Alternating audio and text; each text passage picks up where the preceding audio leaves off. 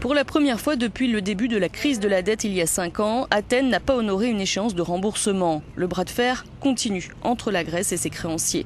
Alexis Tsipras a assuré qu'il avait l'argent, mais a prévu de payer en une seule fois 1,6 milliard d'euros le 30 juin, comme le permet une clause rarement utilisée du FMI.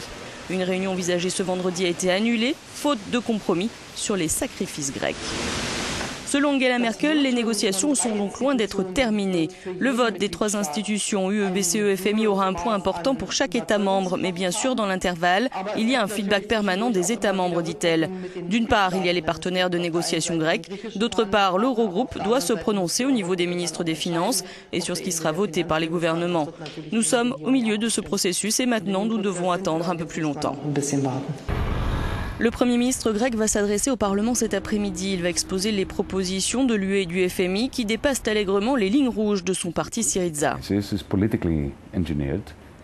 Cette crise de liquidité est politiquement orchestrée par nos créanciers pour nous précipiter dans cette crise de la dette inflationniste, a expliqué Yanis Varoufakis.